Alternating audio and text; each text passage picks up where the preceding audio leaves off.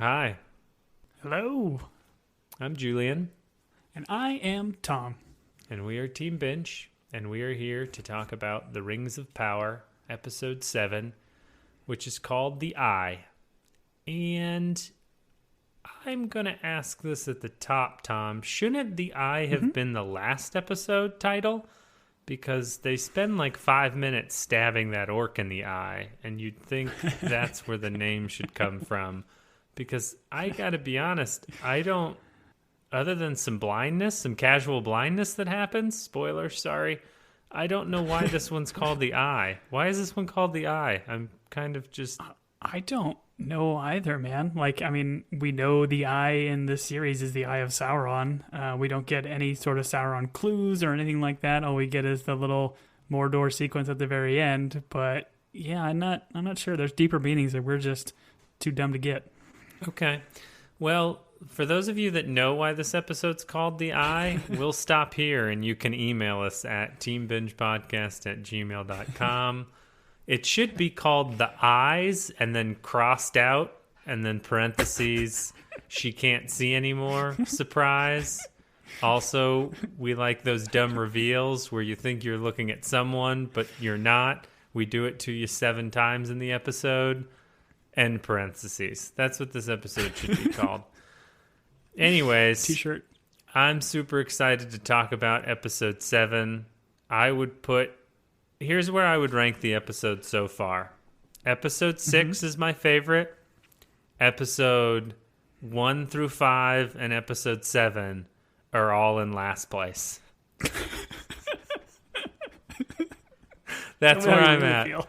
I apologize. I'm gonna try and bring some lasso as we talk about this. Let's kick it off. So what is it? I mean, Go this ahead. this is a slower one. Like we got all the cool battle, the adventure, the sequences, that kind of the culmination of the first handful. But have you not enjoyed the Rhines? Has it been too many storylines? Are there storylines that just kind of like make you want to look at your phone while you're watching? Like what's your big gripe? You can't throw that sort of bombshell out there without defending it.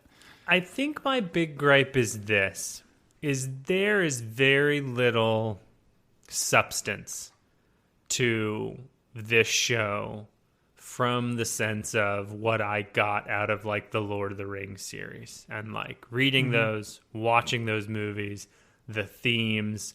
This show feels like we took a world that was created, we took elements of it, and then we took a mishmash of every fantasy adventure kind of thing. We threw it all together. You know, you're going to cauterize a wound. We're going to put a stick in your mouth.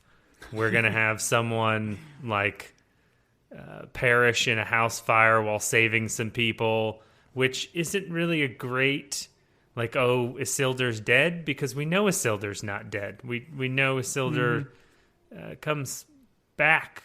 There's not even really a big bad at this point. Like, we have Adar, who leads these orcs, but the show is pitching to us that the orcs are just people too, like without a home. Like, they're trying to make them sympathetic. So I don't really know who I'm rooting against. And I know the big thing is like, oh, who is Sauron?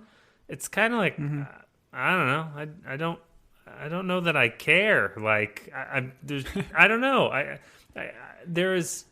And I feel like they're trying to do things. I don't want to just come out and complain, Tom. I shouldn't have started this way. I apologize. But I do think they're just like, there's certain things they do in the show that they're trying to like evoke emotional response from the audience, but they haven't earned it, if that makes sense.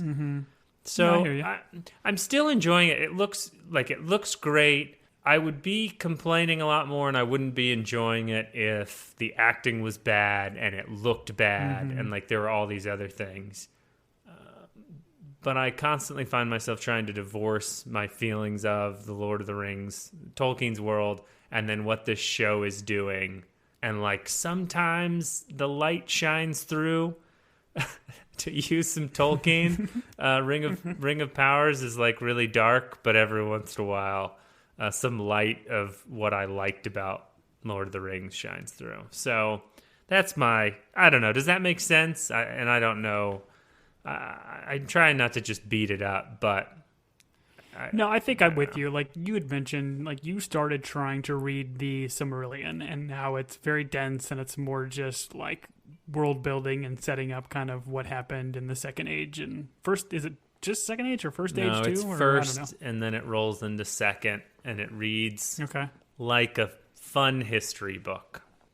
Yeah, but I do feel, to your point, it does, some of it comes across like fan fiction almost, where they're just kind of taking the source material that is so dense and so amazing, and the writing has been, in my opinion, pretty poor. I mean, we've kind of called it out as we've watched, but I agree. The acting, the set pieces, like the money that they put into the show is saving it and it's propping it up against a lot of other fantasy shows that I would have probably checked out by now. But I also do wonder how this show is received by a non like Lord of the Ring audience. People that are just, hey, I want to watch a fantasy show and pop into this. Like, is the Southlands changing to Mordor at the end cool, or is it cheesy? Is the idea of Sauron, not being shown yet cool or cheesy? Is Isildur dying like a cool element that's like, forcing the audience to think about, oh no, what's Elendil?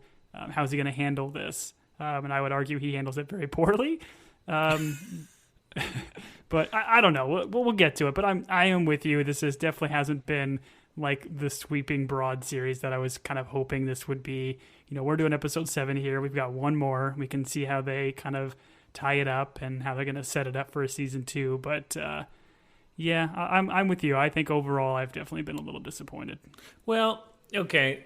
And then let me make this, and this isn't, like, I am at a point where is there a character in this show that I like love and am rooting for? And I feel like they are trying to take the original series and like take characters from that and kind of give them a different version in this story. And they're hoping that the emotional weight of like Aragorn being a king or like the heir to a throne coming into power is like our Halbrand.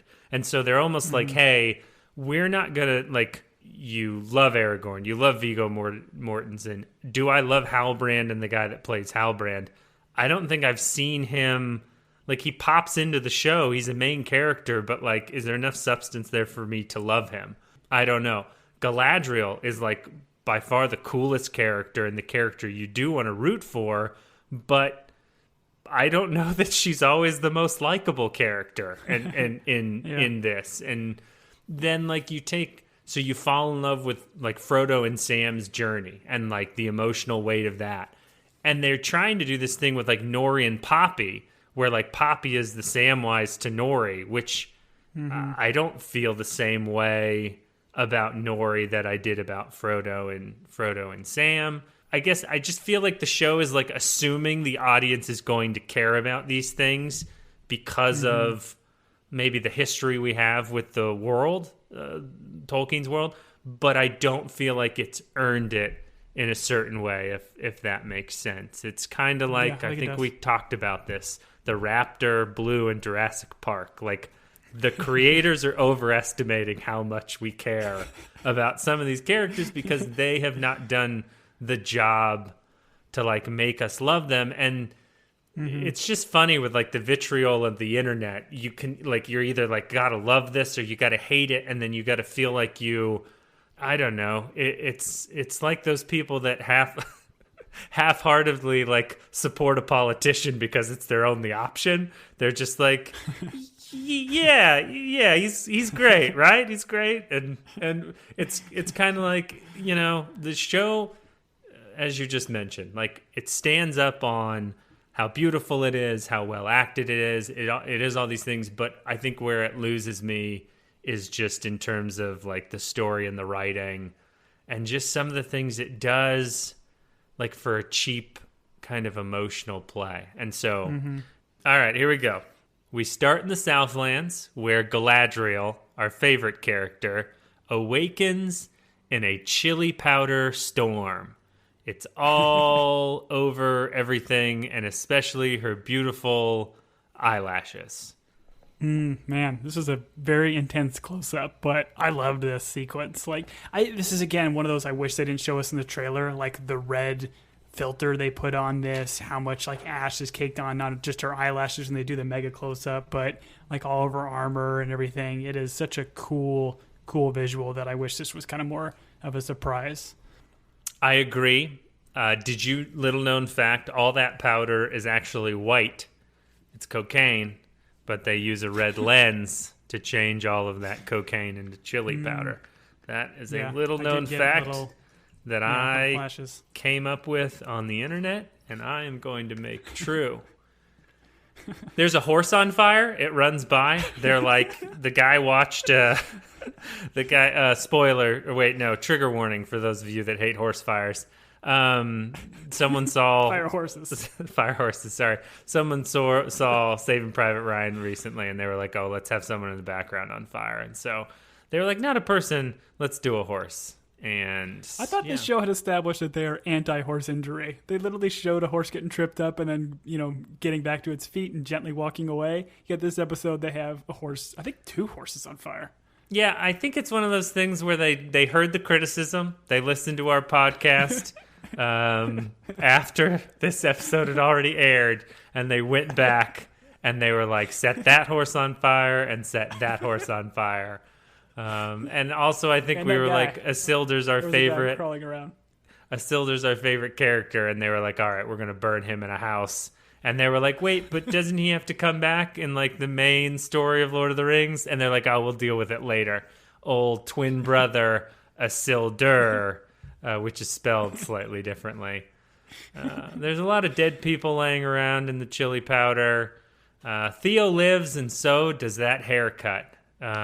Despite being covered in red cocaine, his haircut has not improved, which Tom, where are you at on haircuts? If someone has a really bad haircut, are you the type of person that's going to let them know? If you and Theo were friends, at some point would you be like, hey man, go get me the shears, I'm going to help you out. Like, I think I can do some good here. Listen, if Theo likes it, then that's all that matters. Doesn't matter what I think. See, I don't agree with that, because the majority of the time a haircut has to be looked at by other people, not yourself. Like, you see your haircut a couple times a day in the mirror. Like, you wash your hands, whatever, when you're brushing your teeth. But really, a haircut's for other people, because we have to stare at your dumb haircut. Not you have a lovely haircut, Tom. Sorry, I did not mean to say that. Moving on, your wife told me to tell you that you have a dumb haircut. I apologize. Just the messenger. Don't be mad at me. Isildur and Muriel save Valindir? Yeah. Do we know this character's name? Valen something? Valen, I don't care. What is it? Big V. Big V. The big. I don't think you could say the big V on a family podcast. We've established this as a podcast for children and families. Our boy Geronimo Antonimo, does not make it. Thank you for showing up, actor. Oh, it was. Oh, go on, please tell me. Yeah, this got me like right when because he was like trapped under Valindir, and he was like kind of like saying Antonimo's name, like he didn't really know what was going on, but he was trying to save him under there, even though he had passed. And like once he rolls over and you see his face, like I audibly said, like, "Oh." Like, I feel like it was just kind of tropey, though. Like, he was the actor that in the last scene or the last episode was like, no, man, I can't fight. I'm going to stay here and set up some roots. And then, of course, next episode, dead. Yeah, no, this is what happens to deserters. They have houses fall on them. Isildur dies in the fire in a similar way. He's helping out some people, very heroic. This is the same time where ash flies into Muriel's face, but I think she's going to be fine. Did this seem weird to you? Like the idea of like just a little bit of like, I feel like it needed to be more forceful or something. I'm not a doctor. I don't know what can cause you to go blind, but rewatching the episode, it just seems like a little hits on her face for her to go completely blind. I wish they would have done more with it. I think you can go blind pretty easily. Once again, it's a family podcast, so I can't say it. But when I was a teenager, I know that there's a certain activity you're not allowed to do because it can cause blindness. So that's sitting why too close to the TV. Right. Yes, that's the one. Too close to the TV, too many times a day. But that's why my eyesight's sharp as an eagle. And probably why I'm so frustrated. Anyways, I just want to bring this up, and we'll talk about it at some point during this podcast, but I think it's a weird thing for them to be like, oh, Isildur dies. Because we know Isildur doesn't die in the grand scheme of the whole story. So I think this is a little bit weird. I also don't like what this show does, where it's like, Isildur's not living through that. Like, when they bring him back in some scene where we're all supposed to be like, oh, he's back, when him and Elendil hug, I'm going to be like, no, rewind the tape, because that barn was on fire and collapsed on top of him. And you can tell me, oh, there's maybe like a tunnel underneath him. He's not surviving this. Like, there's no air pocket. He doesn't have a fire extinguisher. He doesn't put on like a mask with an oxygen tank. He doesn't make it. Tell me I'm wrong. Fair. You're not wrong. Fair point. But I would also argue this volcano should have murdered everybody here. Like, the fact that anybody is still alive after this big wall of fire comes and douses everybody, that in and of itself is like, okay, we have to suspend disbelief and just understand that some people can survive this. Like, to your point, again, if you know the world, you know Isildur lives because he becomes king and blah, blah, blah. If you don't, maybe this is impactful because you don't know the backstory. So to a casual viewer, maybe it is a little bit more interesting. But I'd also argue, I just hate the kind of trope where you can't kill a main character without really showing them die. Like, you can't kill a main character off camera because then you just know he's not dead. Right. So all of this is just playing on the emotions of Elendil and having him change his path and how he treats Galadriel after this realization. Sure.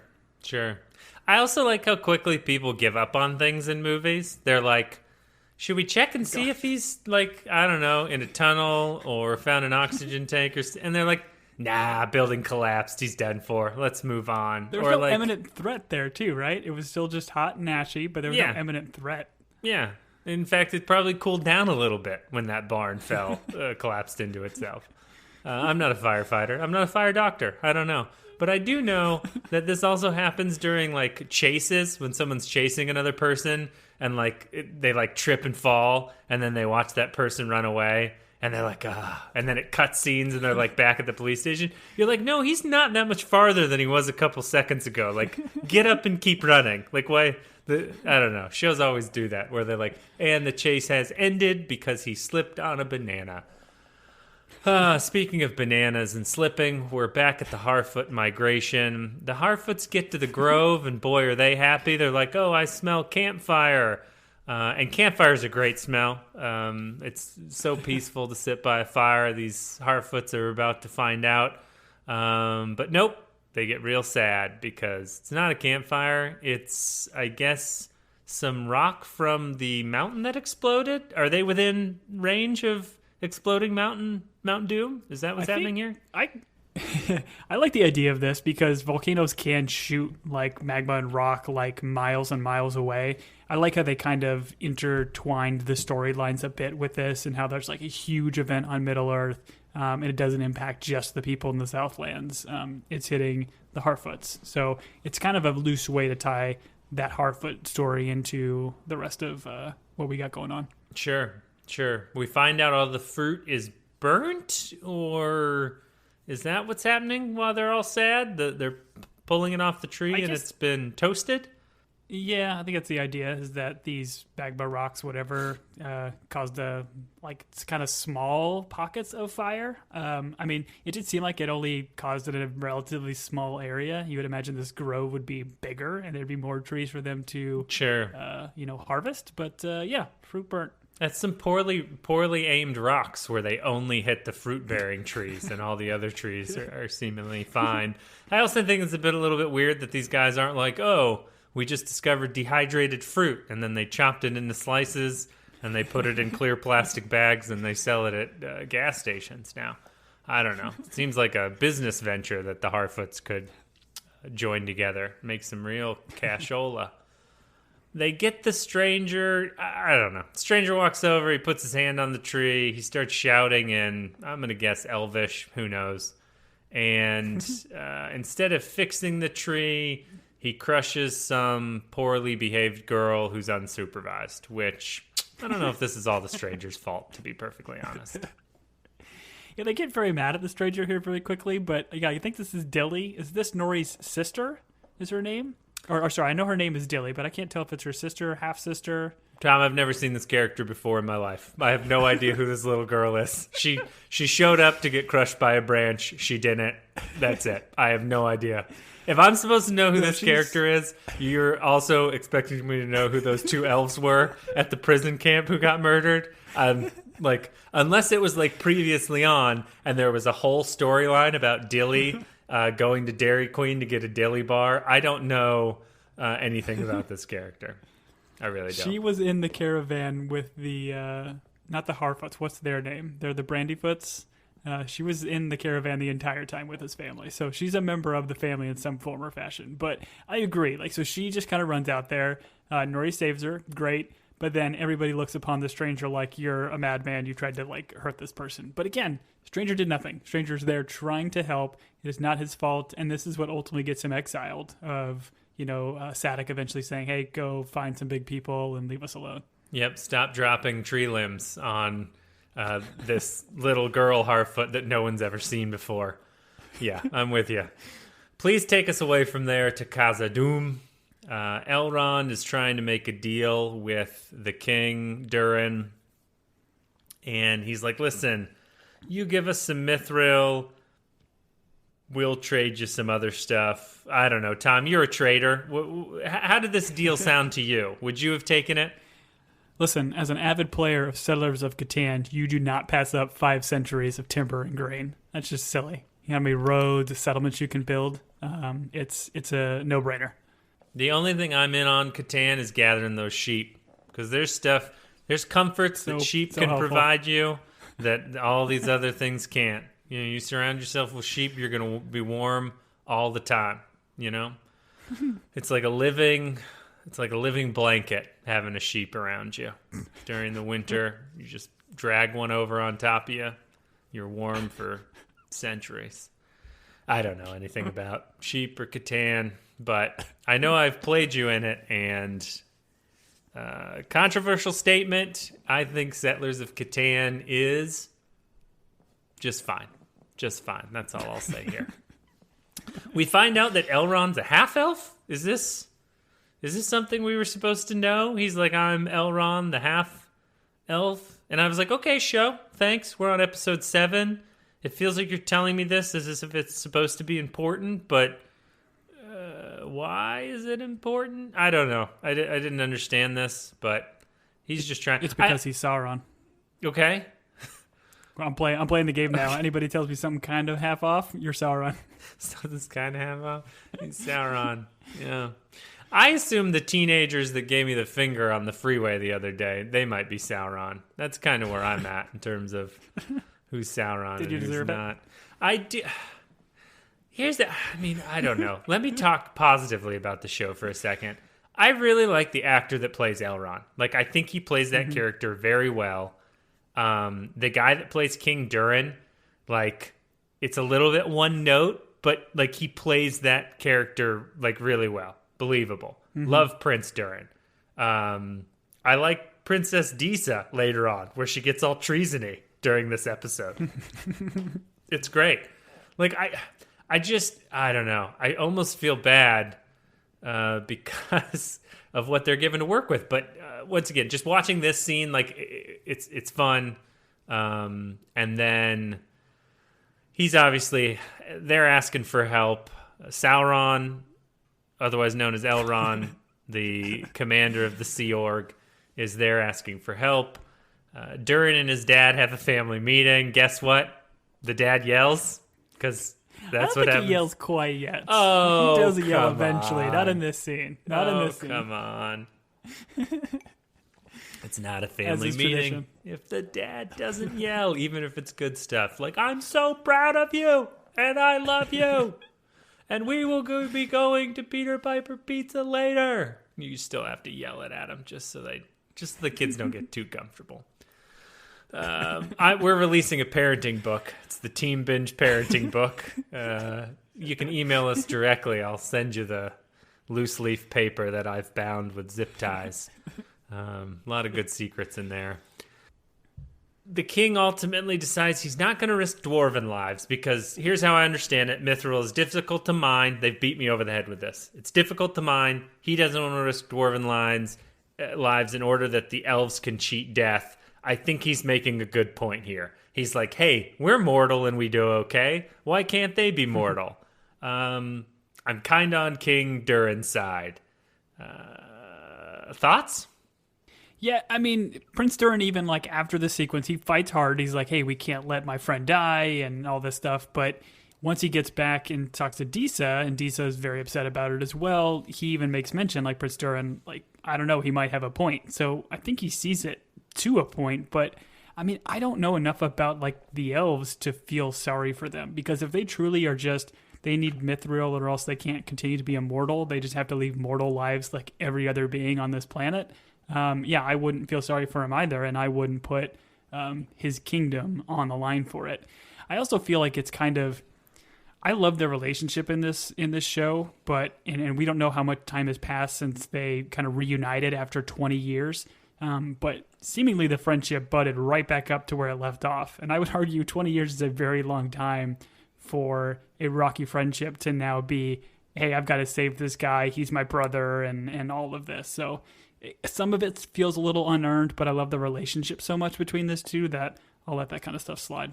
Right. Well, to your point, has Disa met him previously to these meetings? Because he wasn't at the wedding, and I don't think they met before, but she seems super upset. Angry Disa is kind of terrifying. I'm just going to say that out loud. But Elrond walks up, they look at each other, they give sad looks, and he realizes that his offer has been rejected, and that this automatically means he has to like leave and they're never going to see each other again, which I was like, you're not going to die right away, man. It's going to take some while for that leave disease to get on you. But here's the other thing. Like the elves, okay, so they're immortal, but they go to the Grey Havens to sail to the Undying Lands. I don't think this means they can't go to the Undying Lands. Like, it just means they can't stay in Middle-earth longer, from what I'm understanding. So, can't they just get on their boats a little bit earlier? Hey, we sent Galadriel away. We can get on the same boats and get in our weird white robes and sail to the Undying Lands. I don't understand the stakes here. But I'm with you. I appreciate the friendship aspect of this. Yeah, I like the way the scene ends too, where he's like, "Hey, don't say goodbye," and I think they even have like a word for it. It's Namirie, which he kind of means it's farewell, and then he kind of adds to it. It's like, it's not just farewell; it's go towards goodness. Which again, I like that. Like they're adding some extra kind of like Tolkien flair and stuff to this relationship that I do appreciate. Yeah, I've got that tattooed on my neck, just so people know that I go towards goodness next time I'm in prison. Mithril, he slides that piece of fool's gold across the table. It happens to go by the diseased leaf, which was brought to the king to show how bad things are going.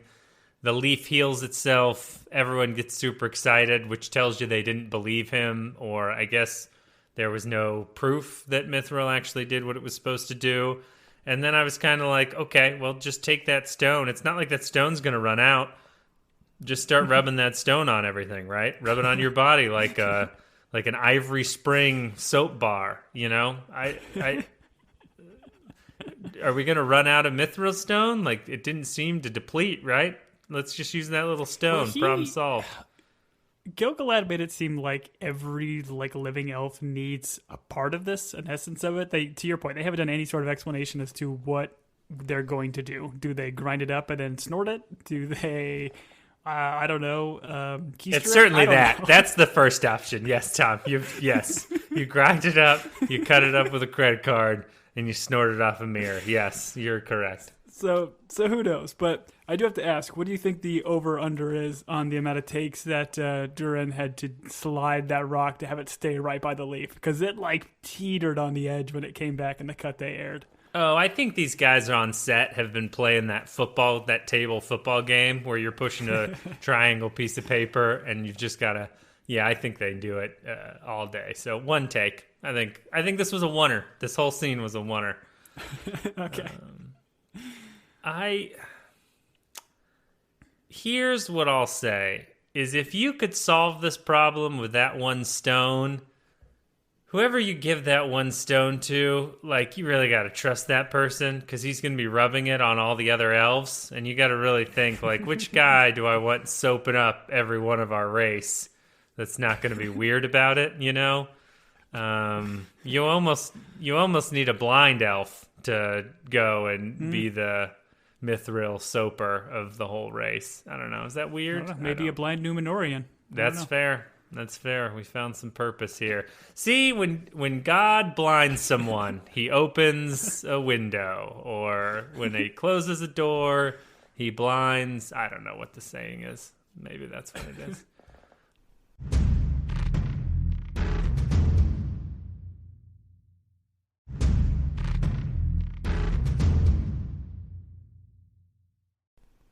From there, we go to the Southlands. We got Theo and Galadriel, which is a buddy cop movie that I have been clamoring for my whole life. Bad haircut and super cool character. Theo, all of a sudden, he like accidentally stabbed an orc during the battle, and now he's Rambo, John Rambo. He wants to fight. I don't like him. I don't like the character. Galadriel is like, oh, it's my fault, and I don't know. They get into some discussions where I was just like, why are we stuck with these two? Can we move on? Which we do, because we move on to Elendil. And this show does this to us 18 different times during this episode. Elendil's kind of watching like the people move through the forest. He's clearly looking for a Isildur, and there's a guy with a horse. And he starts to smile because he thinks it's Isildur, but nope, it's not Isildur. And I thought it was comical. Well, yeah, because he sees like Beric, right, the horse that has the very helpful for the audience like scratch on his side. So he sees that is Isildur's horse, and sees a guy with semi-long hair. Yeah, it's a bummer. And hey, to your point, I didn't catch this. It didn't really trigger me or anything, but on the second watch, they do a lot of this, like Theo later in the little hospital. There's a lot of these little kind of quick fake outs. Yeah, there's a scene in 30 Rock where Jack Donaghy's in a art museum staring at a painting, and Liz Lemon walks in, and he immediately starts talking to her, and she's like, how do you do that? He's like, well, to be honest, 3 other people walked in first. So he like started to talk to 3 other people, but they were the wrong people. I think I've brought that scene up on this podcast before. But anyways. It's a great scene. The Queen and Valandir show up, and they don't tell him Isildur's dead. We like deliver that news off screen. So to be honest, I don't even think we know if they've told him. They may have just been like, he's like, where is Isildur? And they're like, well, I think he's hanging out in a burning house. We don't really know. But, yeah. Yeah, he just repeats, like, Valandil just repeats, like, Captain, or whatever. Like, I don't know, gets that kind of teary-eyed look, and then Elendil just kind of puts 2 and 2 together. Yeah, to your point, they kill him off screen, and they also tell people that he's dead off screen. So they double down on it. They're almost like at the end of the episode he could have like popped into frame and they would have been like, oh, we knew you were at that birthday party the whole time. Anyways, Galadriel and Theo talk. She gives him a sword for some reason. There is a part here where he like blames himself, and she says something like, you can't choose to like put that on because you won't be able to like take it off or something. You can't like blame yourself fully because it will rid yourself of it.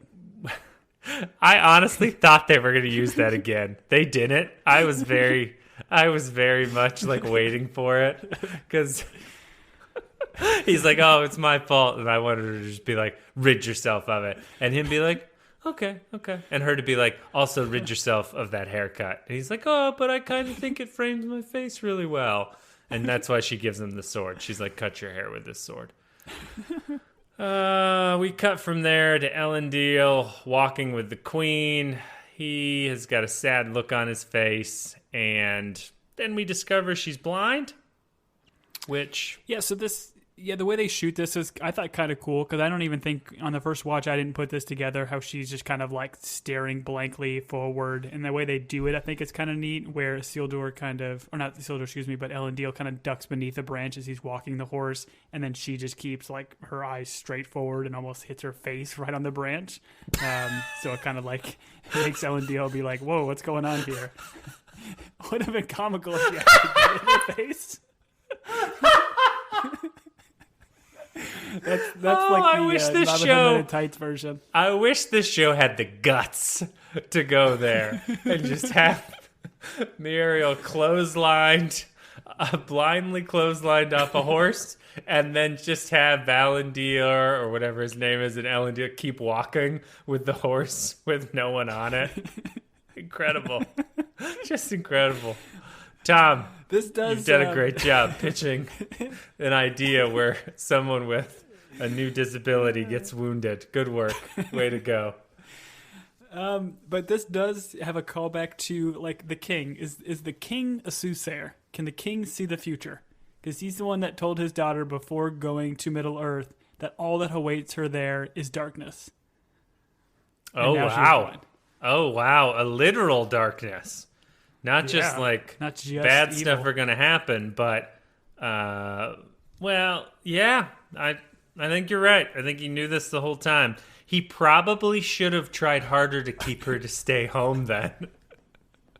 Rather than say all that awaits her is darkness, he should have been like, listen, I know I was a little bit vague earlier, but if you go, you will be blinded. And then I think Ash she probably would have been like, eyes. all right, well, Elendil can go. And Elendil will be like, I like my eyes. Yeah. I like my son. I like my son. Assuming he knows that, too.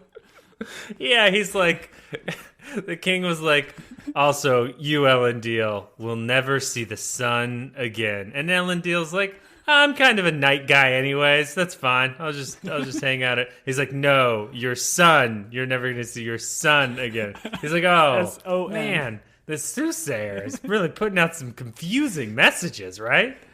And Muriel's just like feeling his face.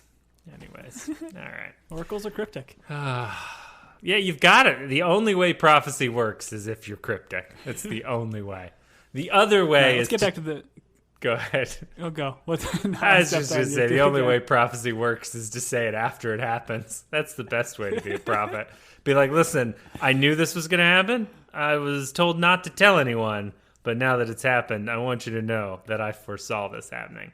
That's how you become a prophet. Anyways, your turn, John. All right, well, let's get back to the good stuff. Where do we go next? We're in the Grove, where Sadok is sending the stranger away. He's like, hey, if you go that way, here's the star map. Good luck. These stars haven't been seen in thousands of years. We don't like big people, and you threw that limb on that new girl, so please leave. I feel like there is something we're supposed to take from this. The idea that you had mentioned, like, Sadok has this book that is, apparently centuries old that are passed down from, like, Harfoot to Harfoot. So I like the mention of, this is, we haven't seen this constellation for thousands of years, and that's supposed to let us know that, again, like, we still know nothing about the stranger, but there's certainly more to him. So I thought that was kind of an interesting little line. Don't get anything from it, but... Yeah, I don't know. I don't know what we get from it. That has been my motto. I don't know. I don't know.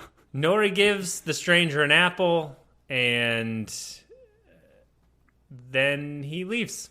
And that's what happens. We go from there to the Southlands. Galadriel is talking with Theo about her dead brother and apparently a husband named Celeborn, who they met dancing in a field. And she called him a silver clam in his armor before he went off to, I'm assuming, the same war that her brother was killed in. And yeah, they have...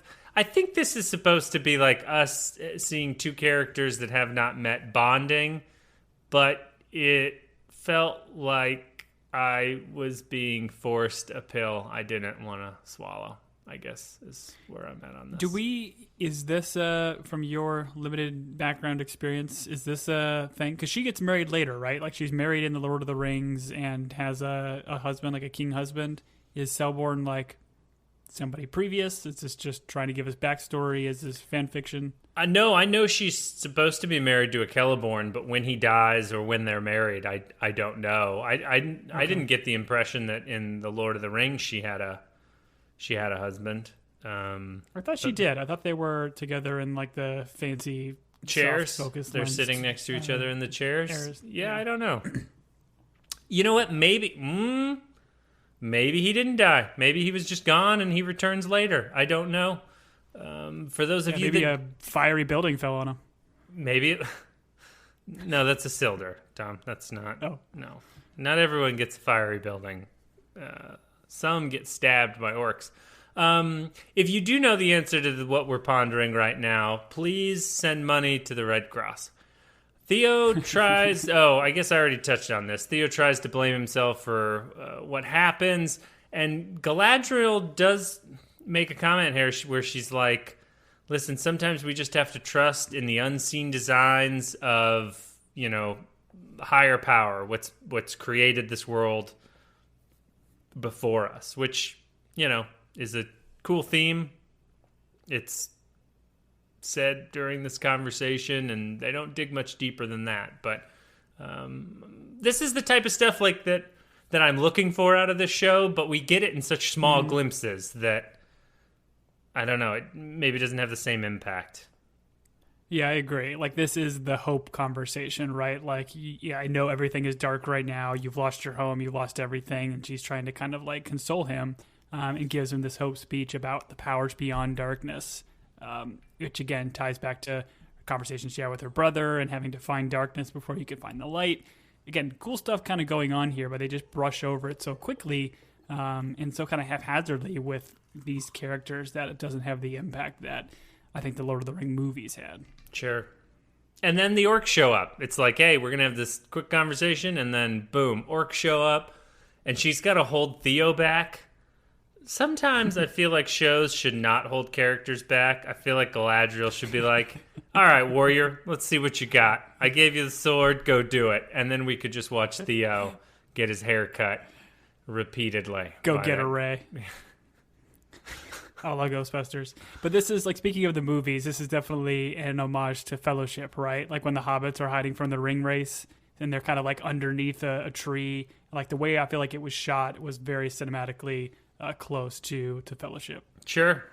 I can see that. We go from bad haircut and Galadriel to Khazad-dûm, where Durin and Elrond are mining, and this is fun. Durin's like, oh, I bet you're real tired. I don't need a drink. That's why you lost the competition. And Elrond's like, did I though? Which is kind of a dirty thing to do. Like, that's just not nice. Yeah. I mean, it's just kind of playful banter. And this is what I do love. I love these guys' relationship. It's fun. This whole sequence is fun. I wouldn't mind more of this. Like, this, if they're going to do a spin-off show, it is these two guys. Sure. Do you think Elrond actually let him win? What do you think? Do you think this was purposeful? I don't think so. I think Elrond could have gone longer, but I don't know. They make a little mention here, and maybe this is why he said he was half elf in the beginning to the king, because he makes mention of him being like, "Oh, you've got some elvish in you," and then Elrond says back to him like, "Oh, you've got some dwarf in you," or vice versa. So I don't know. Right. They have a bonding moment, and then Durin's like, oh, we've all got secret names, which we only share with our parents, our wives, our sisters, our brothers. And then they stare deeply at each other. And Elrond's like, hey, I don't think we're that close yet. Don't tell me. Save it. Tell me later. Which, once again, like, I don't know. I don't need this. I know these two are close. Like, it's well acted. Once again, I feel like the actors carry some of the dialogue of this show so much better, where I don't even think we need this. Like, I don't know. Is this going to come into play later? I I don't know. I don't know why they needed it. I know these guys are close. I'm with you. I enjoy this relationship. But yeah, the whole like, don't tell me your secret name. I don't know. Yeah. Yeah, why? I didn't really get it either. But I guess it begs the question. I feel like we have to take some guesses. Like, what do you think Prince Durin's actual name is, if you had to guess? What does he look like to you? I know you don't see beards, you don't see colors, but if you had to guess. Yeah, he's either a Bruce or a Julian. You think he's a Julian? I was going to go Hank. Seems like Hank. Yeah, he looks like it. Yeah, I could see Hank. One of those strong names like Bruce or Julian. Yeah. All of a sudden they make a hole in the wall and we've got a bunch of mithril running through. And then King Daddy shows up and, Elrond gets thrown out. Yeah. I want to make note here. When they do this scene and like look through the chasm that gets kind of created, this seems extremely easy to mine. Like, they've literally opened up this hole. If they can open up this hole slightly bigger, there's literally mithril on each side of this massive canyon. So just get some ropes, get a pulley system. I don't understand why it's now so dangerous to mine. Sure. And again, not a miner, not a doctor miner, but... Yeah. For those of you that are professional miners, you can @Tom at Team Binge podcast at gmail.com or add him at Twitter or Instagram. Really let him know how much he does not know about mining mithril, because I know a large contingency of our audience is out there every day doing the dangerous work of mining mithril so that Tom and I can have shiny armor that we wear at home. I don't think you could wear mithril in Arizona because as soon as the sun would hit it, I think we'd all just shrivel and burn. I'm with you, man. It did not seem like that difficult to punch a hole through the wall. It would not seem that difficult to open that hole a little bit wider and go get that mithril. But there is something hiding in that shaft of mithril, which we're about to find in a little while. I won't tell you what it is. I don't think it matters here, but Elrond, like, they make a mention of like showing him opening up his hand and still having the mithril shard like in his hand. So at some point he got it back from Durin. So, and again, I don't know, is he going to go back and use this in some form or fashion with Gil-galad? I don't know why they had to do an extra shot of him showing he has it. Yeah, he's just going to go around town rubbing it on people, being like, you're healed. Give me 10% of your earnings. Call me Prophet Elrond. I'll take all your Thetan levels down or something. I'll give you a Thetan reading. You can have your own planet. I don't know. Anyways, there's lots of yelling. This is the family meeting that we've all been looking for. King Durin and Prince Durin doing a lot of family meeting stuff. Booming I would argue voices. This isn't the like safest thing to do in a mine. Again, not a doctor miner, but you probably shouldn't be shouting at the top of your lungs in a mine. Oh, once again, showing your ignorance. I'm sorry. Don't you remember when they sing to the rock so that the rock tells them where to dig? You don't think singing's loud? Disa got pipes, to quote you, Thomas. Boom. Yeah, but that's resonant singing. This is family time meeting yelling. It's different. It's a different octave. Okay, I thought I team binged you right there, which is what when you gotcha someone, we call it team binging here on the podcast. We've been using it for the whole time we've been doing this sad show. Dead mom gets brought up, which is never a good thing to do during a family meeting. Couple of rules about family meetings.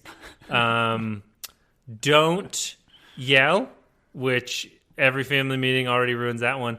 Number 2 is don't bring up dead relatives unless you're... No, don't bring up a relative unless you know they're still living. That's a Wedding Crashers rule. Rule number 37. Anyways, brings up a dead mom, strips the Prince Durin of all of his princely things. This escalates real quickly. And I gotta be honest, they're arguing a lot of bad communication here. Just like, calm down, talk this out. Like, I don't know. A lot of testosterone in the room, I guess. Yeah, I do like kind of the scene though. Like I'm with you. Like once he kind of brings up the mom, like that, like opens up something in King Durin about like how dare you bring her up, and I think it's a fair assessment. Prince Durin probably shouldn't have gone there, but I think Prince Durin's got some good points. King Durin makes some good points. It's a fair enough argument that they can kind of go back and forth on about Prince Durin not being able to have any sort of ambition, always getting locked down by the father. So there's some cool elements in this, and I again love the acting. Like you mentioned, like that the King Durin, that actor is kind of one note here, but he delivers it so well that it makes the scene a lot more impactful than it probably has any right to be. Did you think it was strange when they brought up the dead mom? Elendil stepped into the cave and went, "She drowned," and then he stepped out of the cave, and it was just like they didn't even miss the beat. They were just like, "All right, I guess that guy's here now." All right. Speaking of being here now, we go to the Grove. The Harfoots, it's a brand new day. Now all the trees are producing. Apparently the stranger really seeded those trees with something, that they're all growing and producing. Everyone's gathering stuff. And then those three weirdos that we've seen for half a second in one episode show up.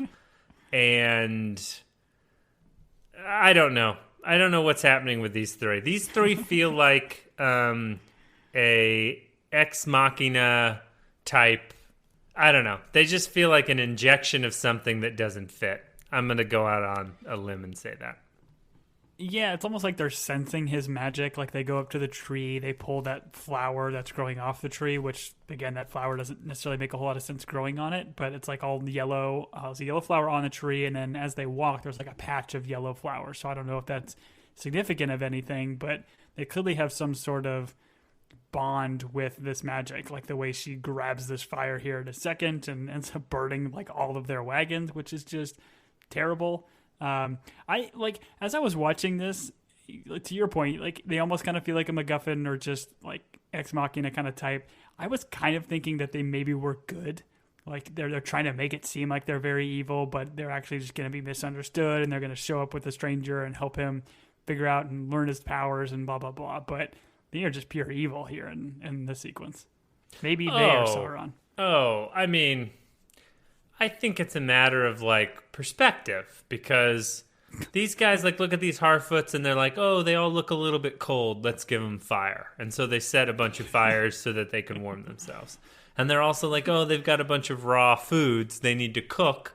What do you cook with? You cook with fire. So I think a case could be made, but by setting all of their homes and wagons on fire, that maybe they were trying to do them a little bit of a favor. Yeah, maybe they heard, because didn't they want to make apple sausages? Yes. Or applesauce, excuse me. No, apple sausages. Apple sausages are delightful. Harfoot apple sausages. You can find them at all your 7-Elevens next to the dried fruit.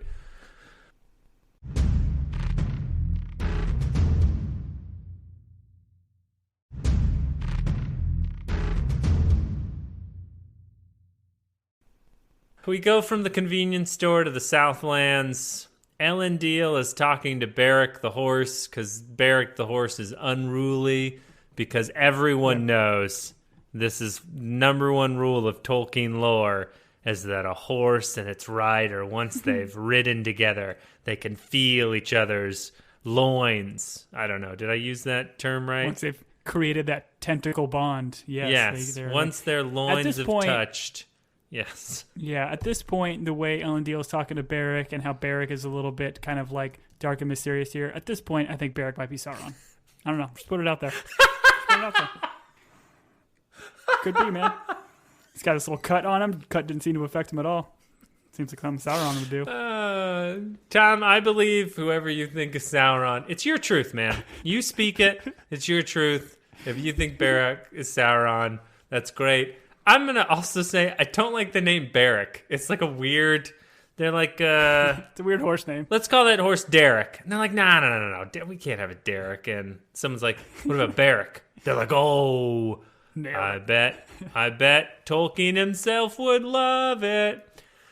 The horse runs away. Thank God. Seabiscuit. Those are better horse names. Seabiscuit. This horse wants nothing to do with this show, so it runs away. And why do you think the horse runs away? I mean, the assumption is it's running after and it's going to save Isildur, right? Like this is going to be a la Aragorn's horse coming and saving him after Aragorn falls off the mountain into the water. Yeah, which it's like Elendil knows Beric is feeling Isildur. Like he's the one that taught them this. So he should be like, What is it? What is it, Beric? What is it? What is Isildur? What? He's fallen into the well? He's on fire at the bottom of a barn? Yeah, let's go. Like, I don't know. I feel like he taught his kid something and then he was like, oh, that's a bunch of BS. I'm not gonna, this horse is just a horse. It doesn't feel anything. Yeah. I don't know. Which again, like, very good point. This is where the lazy writing kind of comes in. Like, if they would have given this maybe a second pass in the writing room, you would have figured, yeah, maybe this doesn't make the most sense. We could have went about them establishing this horse relationship better. Right. He's not even like, oh, Beric, you're sad about Isildur. I'm sad about Isildur too. Like, be free. Go. Be rid of it. He just grabs the horse on both sides of its face, looks it in both eyes, and is like, be rid of it, Beric. And everyone's like, oh, I guess that's the Elendil family crest. Be rid of it. Our family crest is we suffer silently or be rid of it. Those are... I'm gonna have that stenciled on the wall of our kitchen and living room, just so my wife can yell at me and I can be like, love it, be rid of it, or suffer silently. Both apply. You know, the stencils are on the house. Suffer silently. All right, Elendil is. Oh, he makes some comment. I should have never brought that elf here. I should have left her on a raft. I don't know. There's a lot of things that like led up to Isildur dying. I don't know that you can really blame Galadriel, but I guess that's I don't know. Grief takes strange turns sometimes. Galadriel and Theo show up at this encampment. Theo goes to the hospital. He walks in. He sees the back of a dark-haired woman. He taps her on the shoulder. She turns. It's a man in a wig. He then looks over to another corner. He sees another dark-haired woman. He walks over. He slaps her on the rear end. It turns. It's a horse in a woman's wig. And then he walks over to a dead body. He pulls the blanket. It's an orc in a dark wig. And then his mother hugs him. Like, that's what happens in this scene, essentially. Like, I was like... They brought in one writer, and he was like... He's like the reveal guy. He's like the fake reveal guy. And he's just like, listen, what about in this scene? He thinks this is his mom, but it's not. And they're like, didn't we do that in like 4 other scenes? And the guy's like, I'm sorry, do you have a daytime Emmy? Did you write for Days of Our Lives? Also, Theo's probably got amnesia. And they're like, I don't know. That's too much. Oh man, that was very well delivered, and I agree. The scene was a bit frustrating, and like even when the mom comes and hugs him, and then he sees like Arondir in the corridor, and he gives his new big stepdad a big hug. Like I audibly laughed out loud when this happened. I was just like, really?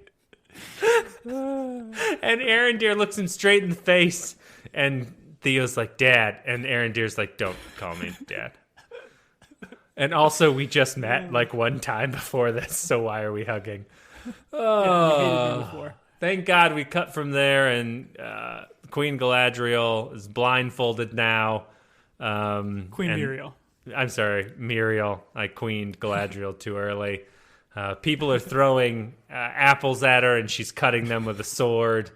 And someone's like, use the Force. So now she has the Force, and she's blindfolded. Galadriel shows up. They have a conversation. Galadriel takes all the blame. Muriel touches her face and then is like, listen, before all of these people, and no one has the heart to be like, you're actually standing on a mountaintop. There's no one around. Elendil could take these other people aside and be like, listen, you know that vow she made to everyone? We're just going to pretend like it didn't happen. We're going to take her home. And guess what? She's not going to be able to voyage back here because she can't see. Anyways, Muriel vows to kill the enemy and come back. And this really upsets Elendil. Elendil, there's a couple of times where Muriel talks to Elendil and he doesn't respond. And I was like, oh, that's kind of a mean thing to do to a blind person, like to be that close and ignore him. I don't think that's right. Yeah. This to me was, again, you mentioned it, like how people deal with grief and sorrow, loss of a son, like tremendous. But the idea, like, did they just think they were going to come in, swift victory? We're going to just kind of come in with their horses, get out of here, and everything's going to be great. Like, to not expect some sort of like loss and tragedy and stuff, like when you are fighting in a war, is silly. And if anybody's going to know that, it should be Elendil. I get that there's grief and there's sadness, but to just turn on a heel so quickly on Galadriel and now seemingly his queen, just again doesn't seem earned. Sure. No, I'm with you. I guess there's a difference between being stabbed to death in the eye by an orc and being randomly killed by an exploding mountain. And I feel like one apparently is worse for other people. I don't know. I also think there's like this turn of Elendil where he looks sad and the camera cuts to him and it's just awkward. It was like a weird shot and it ends. It's like a weeping cry. Yeah, and I don't know. It just doesn't, it didn't hit me. I was like, all right. So we move on to the Grove. The Harfoots are rebuilding and we get this speech from Nori's dad about Harfoots and how they always stick together and they just keep walking. And I wanted to be like, you guys are the ones that like leave people on the road. You've got a whole thing, like put them in the back of the caravan. We leave them, like we'll say their name, like that one guy that fell into the bee patch or tried to harness the bees to his cart. We like didn't help him. We let him die. Like, I don't know. He's like, we are so loyal. We never give up on each other. You remember Samwise Gamgee? And they were like, no, that hasn't happened yet. We're like before that. And he's like, okay, well, remember all those times we left all those people that we named in that ceremony behind on the road? We're loyal. I don't know. It was... Well, and we had mentioned this, I think, when they were doing that. Like, they're trying to have it both ways with the Harfoots and saying, like, these are the nomadic people that stay together no matter what. And, like, they're multiple times where they're leaving people behind that they should be staying together and helping out. You can make the argument that they're doing this to survive, which is fair. But don't keep beating me over the head that these people are all about togetherness when they leave people constantly behind. Right. And aren't afraid to admit it. Right. Aren't afraid to admit it. And then Nori's like, great speech, Dad. I'm going to go find the stranger. And they're like, oh, you can't go alone. And Poppy's like, she's not going alone. I'm going with her. And then Poppy like runs into the river. And Nori's like, no, Poppy, you can't swim. And then... Nori like Poppy is sinking, and then CGI hands claps together, and Nori pulls Poppy out of the water, and then Marigold decides to go, and they need a road maker map guy, so Sadoc's going.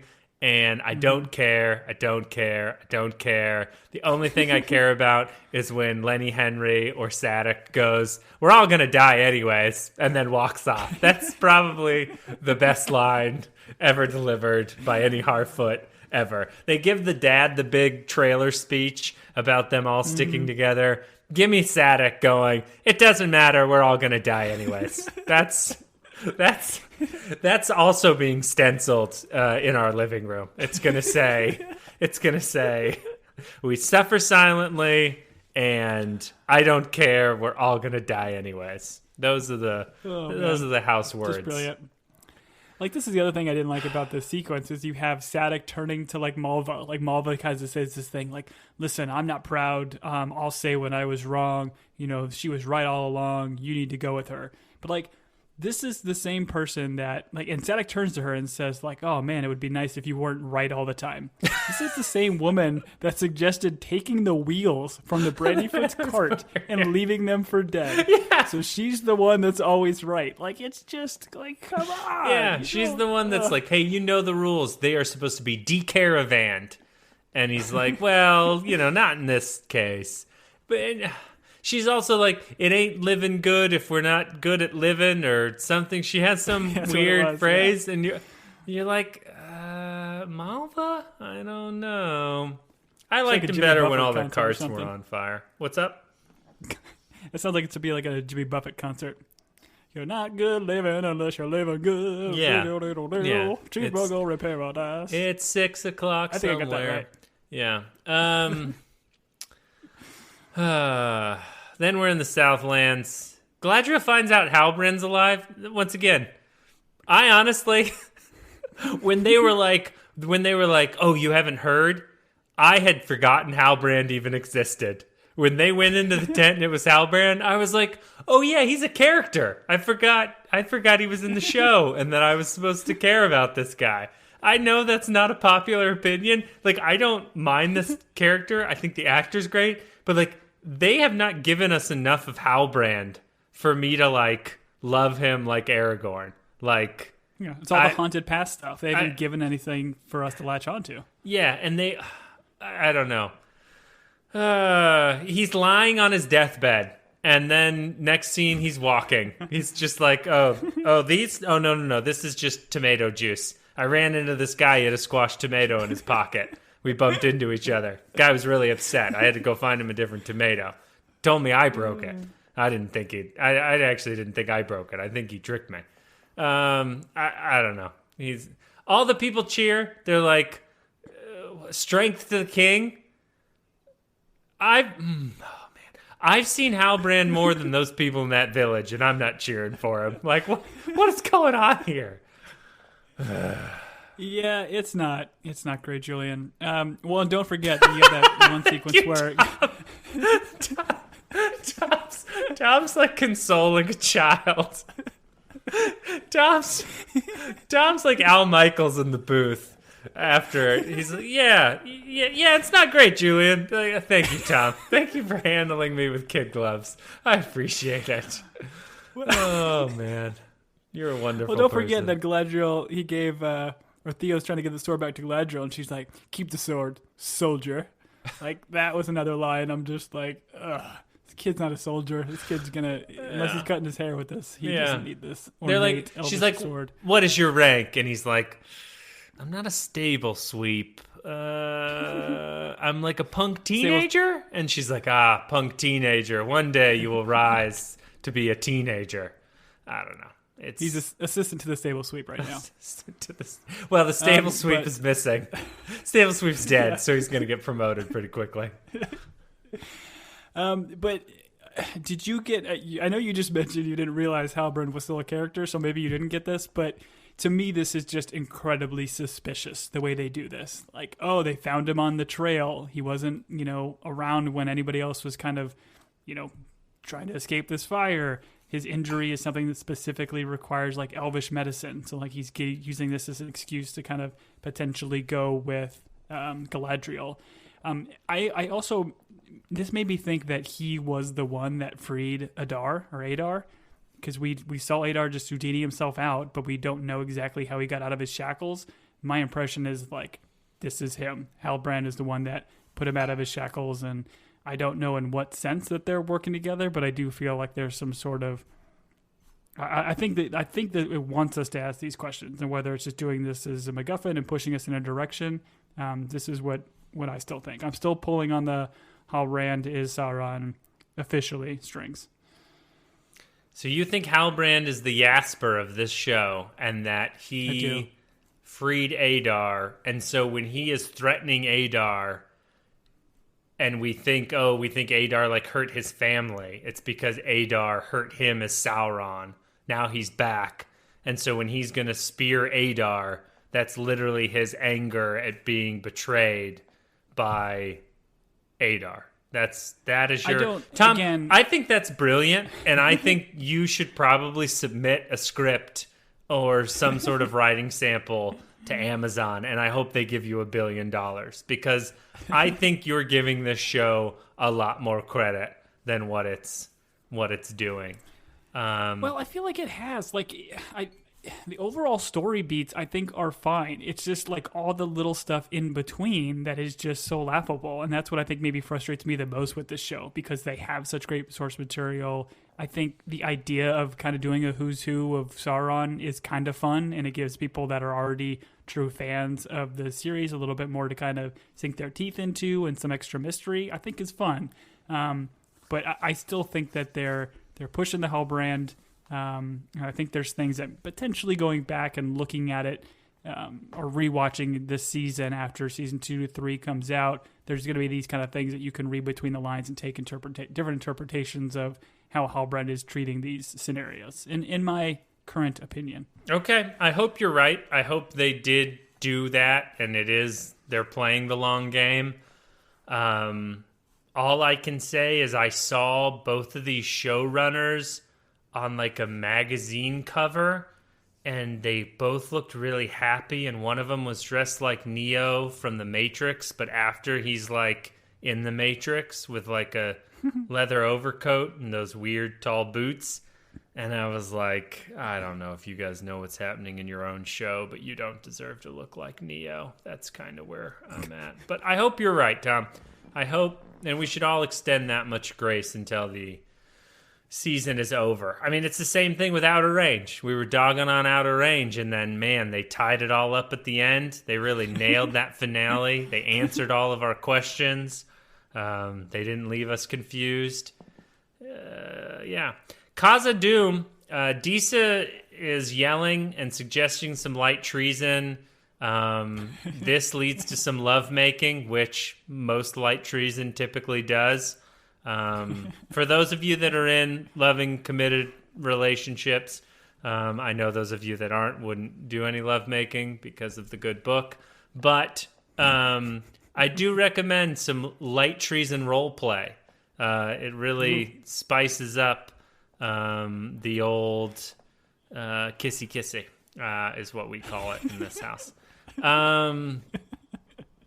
Anyways, Disa's great. Disa in this episode is like batting or kicking 1,000, as we like to say in the lasso world. She's like, give her an axe, and I think she would just butcher everyone in every cave possible. But yeah, she's really upset at King Durin. And then the leaf goes through the hole and unleashes the Balrog. Tom, as the lore guy and the Balrog expert, explain to me what the hell happened. This is another thing that if, people that know the source material was like, cool, we get a Balrog. And they kind of teased the Balrog already, right? Because they showed him fighting some mysterious elf character that caused all the mithril spike or whatever to kind of go down. And they also show one in the beginning, like wars between Morgoth and the elves. There were okay. Balrogs in that. There were Balrogs setting eagles on fire. And I don't know how Balrog is it a Balrogs are they like a race of being like orcs and elves and multiple, or is Balrog like a proper name? Like this? There are multiple Balrogs from what I understand. There's like Jim the Balrog, Jeff the Balrog. They're of course brothers. Jim's Christian name is James Balrog, but he goes by Jimmy to his friends, and then there's Jeff Balrog. Yes, that's the Balrogs that I know about. Jeff Balrog is the one that paid for the show, correct? Yes, Jeff Balrog and his ex-wife did pay for the show. They each own half of it since the divorce. Yes, gotcha.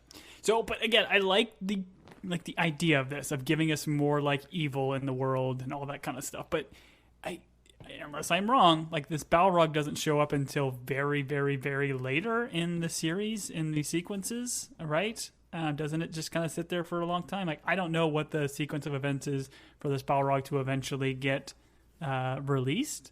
Well, I think in Lord of the Rings, the lore is that the dwarves delved too deep at Khazad-dûm, and they unleashed a Balrog, which led to the demise of everyone in Khazad-dûm. But this series is taking place, I think, thousands of years before Lord of the Rings, so it seems strange that we would reach the point where the Balrog is going to kill everyone in Khazad-dûm. So, I don't know. I don't know. Wait. Yep. You don't know? I don't. Tom, I don't know. I'll walk you into the kitchen where it's stenciled on the wall. I don't know. We suffer in silence, and light treason leads to lovemaking. Those are the things that are stenciled on the wall in the kitchen. All right, good to know. Kissy, kissy. Kissy, kissy. That's in the bathroom, actually. All right. Balrogs to the Southland. Adar's back. Adar is talking with... Is Waldrick still alive? Waldrick is a survivor. I'm pretty sure Waldrick's who he's having this. Waldrick's probably Sauron, because Waldrick just can't be killed. And by all means, great would that be? He is a elderly gentleman in a time where I don't think they have a lot of medicine for the elderly. But Adar's like, the Southlands. It's no longer called the Southlands. I know you think I paused there because like there was supposed to be a line, but in the show there's no line. The camera just rotates, and then the title pops up, and then they change the title? Like, that was a better choice than him just saying Mordor? Like, this was It was funny. This was very weird to me. Like, super weird. I'm watching this scene play out, and when it's cutting to him and he says, like, this isn't the Southlands anymore, I'm like, oh, he's going to say it's now Mordor. I'm like, okay, that's going to be kind of cheesy. But then he never says it, and then it cuts to the little, like, graphic that pops up, and all I could do was just laugh. Like, I thought it was incredibly silly and cheesy. Just have him say the line, have him say Mordor out loud. If you don't know the source material, then what is Mordor to you? Like, Mordor doesn't exist. If you know the source material, you already know this is Mordor. Right. So, like, I don't know if it's bringing any sort of, like, cool reveal to either audience. Do you think it's because the character's name is Adar and Mordor, and those names are so close that they thought we as an audience were just like, wait, what did he say? Did he say the land's now Ador or Mordor? What? Like, and then we got to hit the 30-second back button, and then we have to watch more of this episode, and then we just get sadder and sadder. This was weird. This was weird. 2 people in my house were watching this. I was one of them. I won't name the other person. But we were both like, this is weird. And it didn't lead to any kissy-kissy. Yeah, so that was episode 7, Tom. We're going to do episode 8. We're committed to episode 8. They can't stop us. We've got one more episode here. We got one more episode. Do we think they're going to like answer the Sauron question? Because that seems to be the big question. And to your point, I think on the last pod is like, that's what they were like hitting us with on this one is like, evil's going to be revealed. But was evil revealed during this episode? There wasn't. Like, unless they're saving it for episode 8, like, all the marketing seems to lead towards, yes, we're going to know who Sauron is at the end of this season. But I would argue you shouldn't. Like, if it's Halbrand, if it's any other character we've met, I don't think they've done enough to lay the groundwork for that mystery to be satisfying. So I'm almost kind of hopeful they don't. Same thing with the Stranger. Like, if you end the series and say, oh, the Stranger is Gandalf, the Stranger is Sauron, or the Stranger is, XYZ character, I don't know if it's going to pay off, but I almost feel like you kind of need to at least give us one of those. So, I mean, my guess would be they're going to give us who Sauron is and some sort of like wink or nod or heavily implication. But otherwise, I don't know how they're going to bring all the storylines together for a satisfying season 1 conclusion, because all of our characters are still kind of off doing their own thing. We have the Harfoots now going on a brand new journey. So who knows what's going to happen there. Numenorians are going back to Numenor. Like, I don't know what we're going to see in this last one. I wonder if the reveal of the Balrog was the like evil revealed. Is that where they got cute, where they were like, oh, everyone's wondering who Sauron's going to be, but at the end of this episode we're going to show a Balrog. And I don't know. I wonder if that's what they were doing, and that's why they feel like they could justify that marketing ploy. You know what I mean? Yeah, it'd be cheap if it is. Yeah, for sure. Well, those were the like during Thursday Night Football. It was like Rings of Power, evil will be revealed, and it's like evil wasn't revealed. We don't know who Sauron is, but a Balrog showed up because he hates leaves. I think what they were doing is like in the final 2 episodes, evil will be revealed. I don't think they were specific to this one, but again, I don't know if I'm just giving their marketing department more credit or whether we'll see more. But time will tell. We've got a couple days until we get the finale, and we'll see where they go. But do you have any like predictions as of now? Do you not care about the mystery? You wanted to see it play out? Listen, there's nothing in the world I care more about than the mystery of this show. Here's what I think they're going to do. When they're like, because they're not going to have someone like verbally say who Sauron is, much like they didn't verbally say what Mordor was. They're just going to do a title screen, and it's going to have Sauron scrolled across the bottom. But because it's Amazon and they have the technology, they're going to turn everyone's TV into a mirror. And so you're going to be looking at yourself, and it's going to say Sauron. And it's going to be just like when G.K. Chesterton answered that newspaper, where the newspaper asked the world, what's wrong with the world? And his response was, I am. That's what's going to happen. We're all going to have to look in the mirror and realize that we're all Sauron. Wow, the Black Mirror. Wow, that was heavy. I like it. It's pretty deep. That's what happens when you listen to the Team Binge podcast. You get deep, and Julian goes on rants about shows that are awesome. All right, Tom, let's talk about shows that are awesome, or media that we're engaging in right now that we are enjoying outside of this lovely show. I will let you go. I will let beauty go before ugly. Go ahead. You go first. What are you enjoying right now? A show that me and my wife have been watching on Hulu that's been a lot of fun to binge, because I think we've watched them pretty quickly. I don't think they're all out, but is The Patient on Hulu. So it stars one Steve Carell, and I'm blanking on the other guy's name, Domhnall Gleeson. So he's a guy that's in like the Star Wars series. He was in Ex Machina. Oh yeah, Ex Machina. See if you recognize him. But really cool show. The premise is Domhnall Gleeson's like a serial killer, and Steve Carell is his therapist, and he kidnaps his therapist as a means to try to like get him from stop killing people. So they kind of have this very interesting back and forth. The dynamics are really interesting, and they do a really cool backstory with Steve Carell's character. So haven't finished it all. I think there's like 6 or 7 episodes out, but when we watched them, we wanted to just keep watching the next one. It's cool. Nice too, because one of those like 25-minute episodes shows, so you can kind of get through them pretty quick. Oh man! So I recommend that. Give it a go. How great is a 22 to 25-minute show? That's why Welcome to Wrexham, those episodes that are 22 to 25, right, man, are so good. And that's why Bluey at 7 minutes is so good. So true. I have not given that a go, Tom, but I have seen it, and I do like when Steve Carell's in like more dramatic stuff, because I think he's like a phenomenal, underrated dramatic actor, even though he's known for obviously The Office. But on Netflix right now, depending on when you're watching this, if it's in the year of our Lord, the fourth quarter of 2022, Mr. and Mrs. Smith is on Netflix.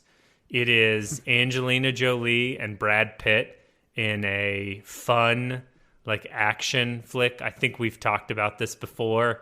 It's just, if you haven't watched it, watch it. Vince Vaughn is the sidekick doing all of the Vince Vaughn stuff. He lives with his mom. Like, it's great. If you haven't seen it, watch Mr. and Mrs. Smith. It is a lot of fun. Have you seen Mr. and Mrs. Smith, Tom? I have. It is a very fun film for sure. Good time. Probably no more than, I'm going to say, 100 minutes, and you'll enjoy every one of them. Anyways, thanks for joining us. If you have, gripes or complaints, you can reach Tom at teambingepodcast@gmail.com. We also have a Twitter, I believe, and then Tom still won't give me the stuff for the Instagram because he knows what I'll do with it. And the last one is MySpace. You can be one of our 8 friends. I've been Julian. And I've been Tom. Namarie, everybody.